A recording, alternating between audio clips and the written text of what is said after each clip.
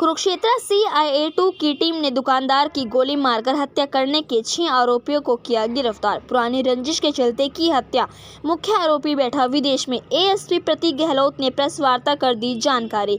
इस वक्त की बड़ी खबर आई है कुरुक्षेत्र से, जहां कुरुक्षेत्र के ASP प्रतीक गहलोत ने जानकारी देते हुए बताया कि दिनांक 15 नवंबर 2025 की शाम को गाँव खेड़ी मारकंडा में एक मोटरसाइकिल पर 3 युवक आए थे और एक दुकानदार को गोली मार दी थी। दुकानदार रामचंद्र की PGI चंडीगढ़ में मौत हो गई थी। कुरुक्षेत्र से 2 की टीम ने मामले में पहले 3 आरोपियों को काबू कर लिया था और जिसमें से पुलिस मुठभेड़ में 2 आरोपियों की टांग में गोली लगी थी। आरोपियों की पहचान नितिन अनमोल वासियान कुरुक्षेत्र व साहिल वासी दिल्ली के रूप में हुई थी। कुरुक्षेत्र CIA2 की टीम ने मामले में आगामी कार्यवाही करते हुए 3 और आरोपियों को गिरफ्तार कर लिया है। आरोपियों की पहचान कृष्णा उर्फ गांधी वासी शास्त्री नगर थानेसर, चेतन नाथ वासी चनार्थल कॉलोनी कुरुक्षेत्र व जय कुमार वासी हथीरा जिला कुरुक्षेत्र के रूप में हुई थी। ASP प्रतीक गहलोत ने कहा कि आरोपियों की मृतक दुकानदार के साथ पुरानी रंजिश थी, जिसके चलते आरोपियों ने दुकानदार की हत्या की है। उन्होंने कहा कि इसमें से एक मुख्य आरोपी है जिसने इन सब को पैसे देकर यह काम करवाया, वह विदेश में बैठा है। उसकी भी LOC जारी करके उसको जल्द गिरफ्तार किया जाएगा।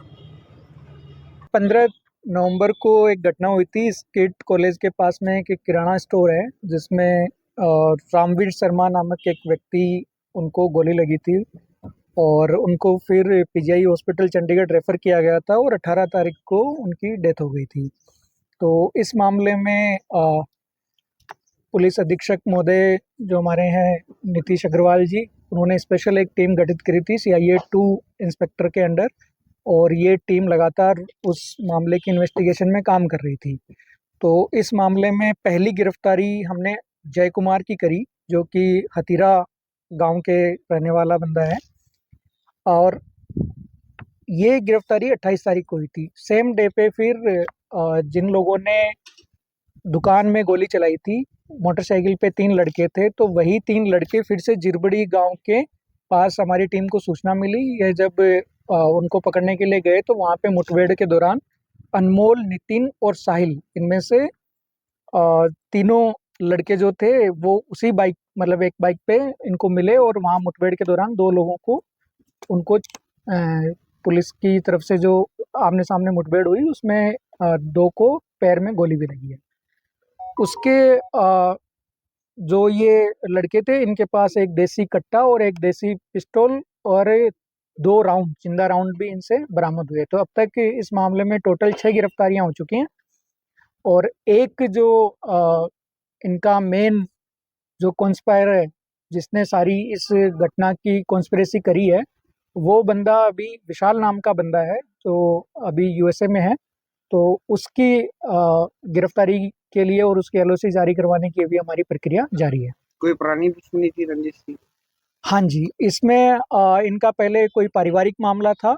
जो ये विशाल है, इसके पिताजी का कोई पारिवारिक मामला रहा है, पुरानी रंजिश थी, तो उसी का बदला लेने के लिए इन्होंने ये घटना को अंजाम दिया है।